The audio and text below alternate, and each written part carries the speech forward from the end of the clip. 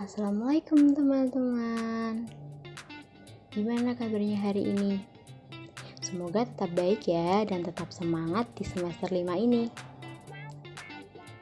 Kami dari kelompok 5 Kode Etik Psikologi akan memaparkan materi presentasi kami mengenai biaya layanan psikologi.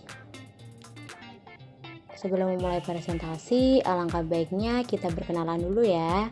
Seperti kata pepatah, tak kenal maka tak sayang. Kalau sudah kenal, jangan lupa disayang ya. Hai semua, perkenalkan saya Fitriana Ayu Puspitasari, NIM 18070161134. Halo, saya Siti Aulin Nikmah, NIM 18070161149. Halo, perkenalkan nama saya Jian Verika Aista, NIM 18070161150. Oke, yang pertama ada pasal 33. Dalam pasal ini dibahas mengenai penjelasan biaya dan batasan, di mana dalam pasal ini telah diatur mengenai pengenaan biaya atas layanan psikologi kepada pengguna jasa perorangan, kelompok, lembaga, ataupun organisasi yang harus disesuaikan dengan keahlian dan kewenangan psikolog ataupun ilmuwan psikologi, dengan ketentuan untuk mengutamakan dasar-dasar profesional. Dalam pasal ini dibagi menjadi beberapa poin, yakni yang pertama, psikolog dan atau ilmuwan psikologi pada saat awal sebelum kontrak layanan dilakukan perlu menjelaskan kepada pengguna layanan psikologi secara rinci hak dan kewajiban masing-masing pihak termasuk biaya layanan psikologi yang disediakannya sesuai kompetensi keilmuan dan profesional yang dimiliki dalam cakupan standar yang pantas untuk masyarakat atau kelompok pengguna layanan psikologi khusus. Yang dimaksud di sini adalah psikolog wajib menjelaskan secara rinci mengenai hak dan kewajiban masing-masing pihak, termasuk antara psikolog dengan klien, di mana dalam hal ini dilakukan kesepakatan antara kedua belah pihak sebelum melaksanakan sesi konseling. Next, yang kedua, psikolog dan atau ilmuwan psikologi dapat menggunakan berbagai cara, termasuk tindakan hukum untuk mendapatkan imbalan layanan yang telah diberikan. Jika pengguna layanan tidak memberikan imbalan sebagaimana yang telah disepakati, psikolog dan atau ilmuwan psikologi harus memberitahu pihak yang bersangkutan terlebih dahulu bahwa tindakan tersebut akan dilakukan, serta memberi kesempatan untuk dapat menyelesaikan permasalahan sebelum tindakan hukum dilakukan. Yang dimaksud di sini adalah apabila klien tidak memenuhi kewajibannya untuk membayar biaya layanan psikologi yang telah diberikan oleh psikolog, maka psikolog berhak membawa kasus ini ke jalur hukum. Namun, sebelum membawa kasus ini ke jalur hukum, psikolog wajib memberitahu dulu kepada klien bahwa kasus ini akan diajukan ke jalur hukum, dan psikolog wajib memberikan kesempatan untuk dapat menyelesaikan permasalahan sebelum tindakan hukum dilakukan. Next, yang ketiga, psikolog dan atau ilmuwan psikologi tidak menahan catatan yang diperlukan untuk penanganan darurat terhadap pengguna layanan psikologi, hanya atau semata-mata karena imbalan terhadap layanan psikologi yang diberikan belum diterima. Jadi, yang dimaksud di sini, apabila klien belum membayarkan layanan psikologi yang diberikan, psikolog tidak berhak menahan catatan yang diperlukan untuk penanganan darurat terhadap pengguna layanan psikologi yang diberikannya. Next, yang keempat, psikolog dan atau ilmuwan psikologi tidak bersedia memenuhi permintaan layanan psikologi yang diketahui melanggar kode etik seperti yang dicantumkan dalam keseluruhan pasal-pasal dalam kode etik ini, apalagi menerima imbalan dalam bentuk uang atau dalam bentuk lain untuk pekerjaan tersebut.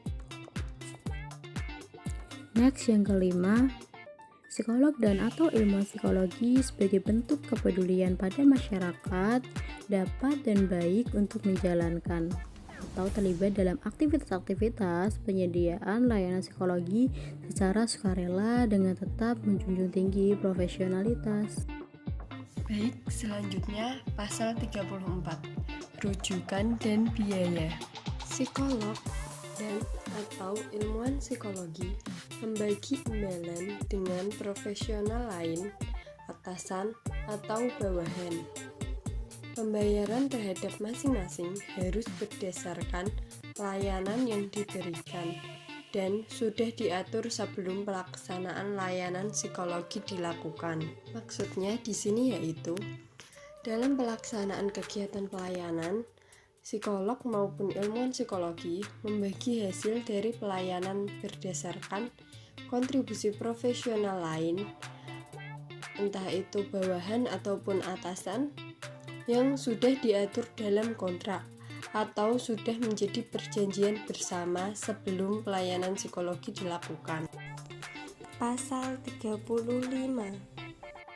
keakuratan data dan laporan kepada pembayar atau sumber dana. Psikolog dan atau ilmuwan psikologi memastikan keakuratan data dan laporan pemeriksaan psikolog kepada pembayar layanan atau sumber dana. Maksudnya di sini yaitu psikolog atau ilmuwan psikologi sebelum memberikan data hasil pemeriksaan kepada sumber dana harus memeriksa terlebih dahulu apakah data tersebut benar milik si sumber dana. Ini dilakukan agar tidak terjadi penyalahgunaan data. Selanjutnya, pasal 36, pertukaran atau barter. Psikolog dan atau ilmuwan psikologi dapat menerima benda atau imbalan non-uang dari pengguna layanan psikologi sebagai imbalan atas pelayanan psikologi yang diberikan, hanya jika tidak bertentangan dengan kode etik dan pengaturan yang dihasilkan tidak eksploitatif. Maksud dari pasal ini adalah jika ada klien yang datang ke layanan psikologi, maka imbalan yang berupa uang tadi bisa diganti dengan imbalan non-uang dengan syarat tidak bertentangan dengan kode etik dan juga tidak eksploitatif ya. Selanjutnya kita masuk ke contoh kasus terkait kode etik biaya layanan psikologi. Jadi lebih ke penerapannya ya. Gimana sih penerapan dari pasal-pasal yang sudah dijelaskan di awal tadi, itu penerapannya gimana gitu. Nah, yang pertama itu ada contoh kasus pasal 33 ayat 4. Nah, jadi contohnya itu gini. Jadi ada orang namanya itu si A.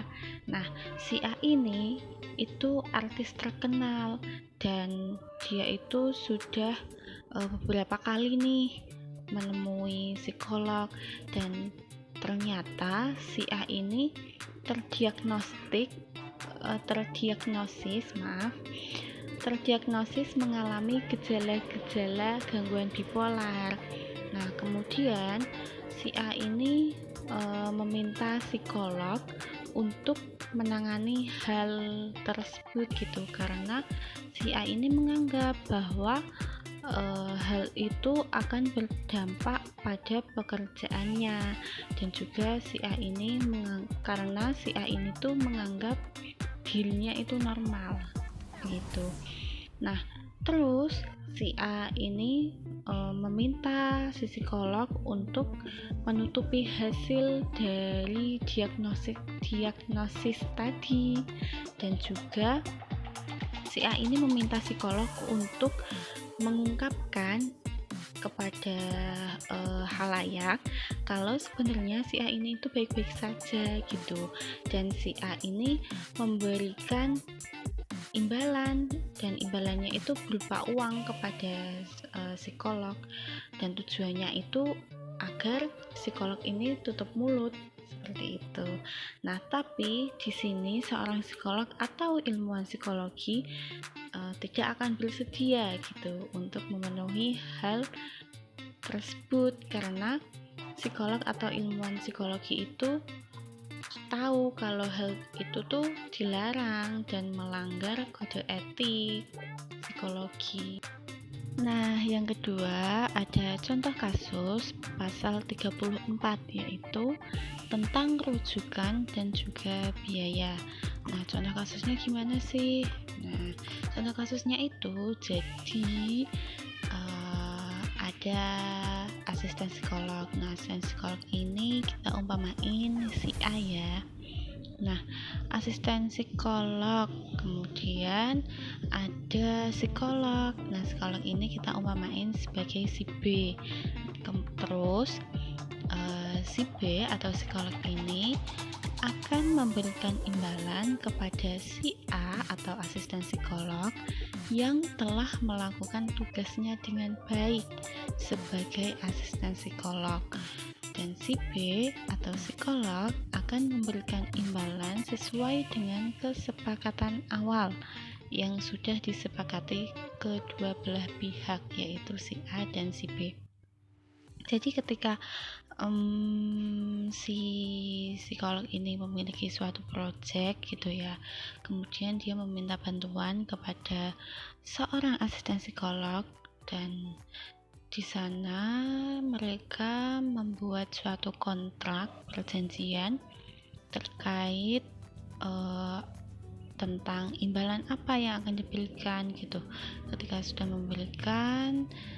sudah menyepakati, kemudian ketika proyeknya itu sudah berjalan, maka si psikolog wajib untuk memberikan imbalan kepada si asisten psikolog ini gitu.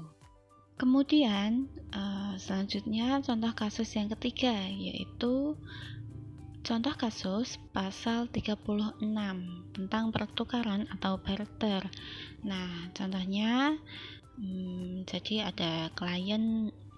Nah, klien ini kita umpamain si A ya. Nah, si A ini pergi ke seorang psikolog di suatu biro layanan psikologi yang ada di daerahnya gitu ya. Kemudian si A menceritakan masalah yang dialaminya, kemudian terjadi proses interaksi kan antara psikolog dan si A. Setelah proses selesai, si A yang seharusnya memberikan imbalan berupa uang kepada psikolog, tapi di sini si A itu memberikan makanan kepada psikolog sebagai ganti uang yang seharusnya dibayar tadi. Dan kemudian si psikolognya itu menerima itu gitu. Jadi seperti itu boleh.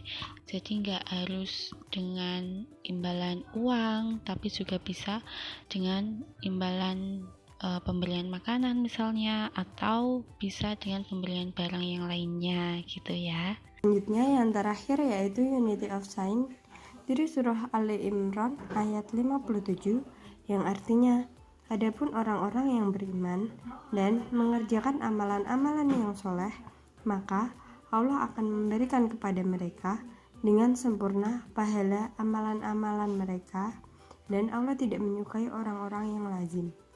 Nah, di sini maksudnya orang-orang yang beriman kepada Allah dan melaksanakan amalan-amalan soleh seperti sholat, zakat, puasa, dan lain sebagainya, maka Allah akan memberikan kepada mereka ganjaran atas amal perbuatan itu secara sempurna, tanpa ada pengurangan sedikit pun. Thanks teman-teman sudah mendengarkan. Jangan lupa like, comment, and subscribe ya. Sekian, wassalamualaikum warahmatullahi wabarakatuh.